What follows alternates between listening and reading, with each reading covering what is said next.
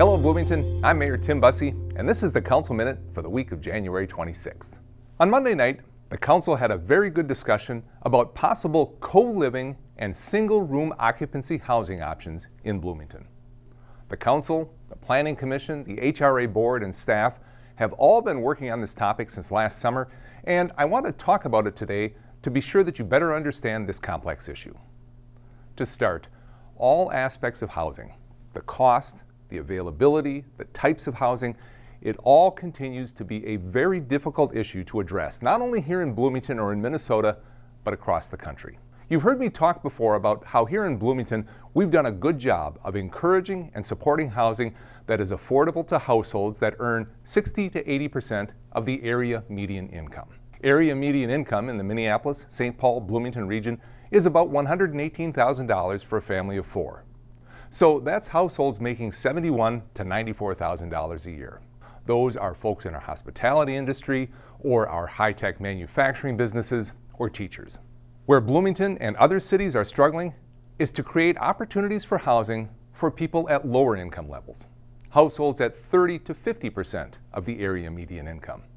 People like retirees or people working at minimum wage or anyone who needs transitional housing in their life. So one option that many cities have been looking into is the concept of co-living or single-room occupancy dwellings.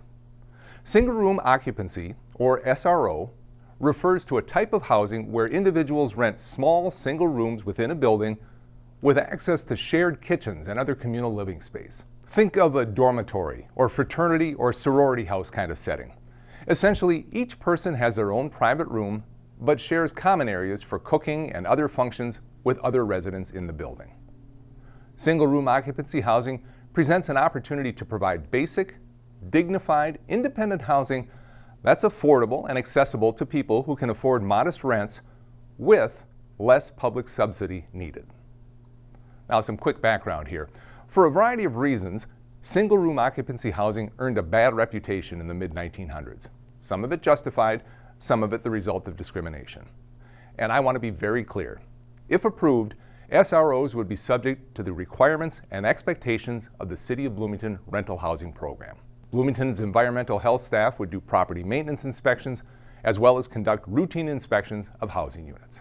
But the reputational issues caused many cities, including Bloomington, to write city code or zoning ordinances in ways that discouraged or outright prohibited SROs. For example, specific limits on the number of adults that can be living under the same roof above and beyond the minimum requirements in the building code, those are common parts of zoning ordinances, and that's typically reflected in a city's definition of a family. Those restrictions are likely well-intentioned, but don't take into account complex or unique relationships of people living together today. So in the past 6 months, the Planning Commission, the HRA Board, and the City Council all have had good conversations on the topic of SROs, and staff has made significant progress on a draft ordinance. But there are a lot of issues to consider, like how to regulate occupancy levels, and what standards to adopt to make a development function well in Bloomington while maintaining affordable rents.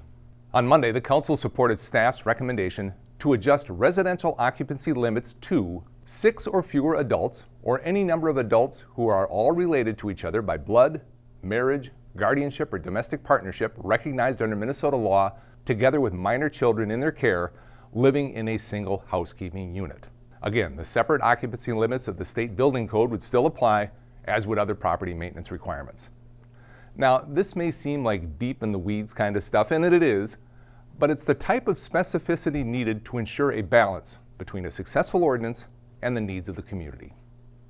There was also discussion Monday about parking requirements, the minimum size of rooms, where SROs can be located, and requirements for common areas. Like everything we do, the goal is to find a balance. How does the city facilitate and incentivize the introduction of this deeply affordable housing type into Bloomington's housing continuum, while at the same time protecting the health, safety, and welfare of the larger community? That's the ongoing and very thoughtful conversation that the Council, the Planning Commission, the HRA Board, and staff have been having.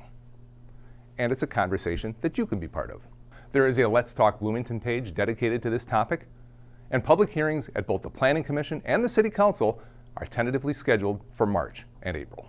Finally today, on Monday, the Council heard an update from the Bloomington Port Authority staff about the work underway to support small businesses in Bloomington.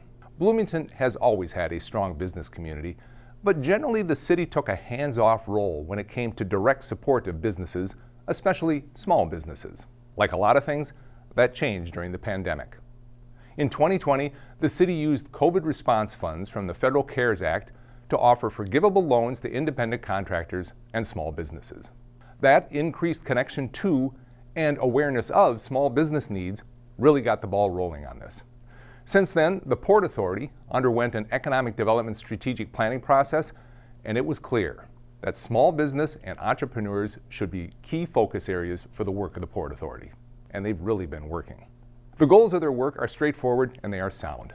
The Port is working to build relationships and trust, reduce disparities, change perceptions about Bloomington, connect businesses with resources and with each other, and of course, attract and retain businesses and grow Bloomington's tax base and employment. They're doing this in a lot of different ways.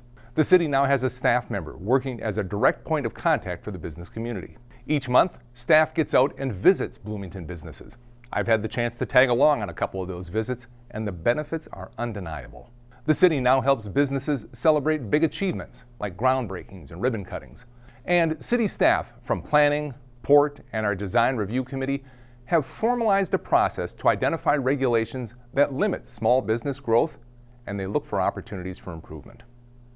Bloomington is also offering a variety of direct financial assistance to businesses through programs like the Site and Facade Improvement Program and, of course, Hatch Bloomington.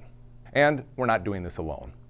Bloomington has strong partnerships with the Minneapolis Regional Chamber of Commerce, Hennepin County, the State Department of Employment and Economic Development, and the Minnesota Small Business Development Center.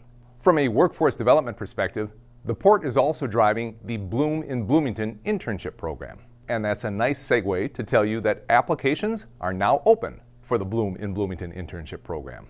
This is the third year of Bloom in Bloomington, and the big, hairy, audacious goal this year is to more than triple the number of interns placed compared to the program's first year. Bloom is a fantastic program designed to equip young people with valuable leadership skills, real-world experiences, and connections to local employers. The program is open to young people ages 16 to 24, and it's a paid summer internship program. Applications are open now. Go to the Bloom website for more information.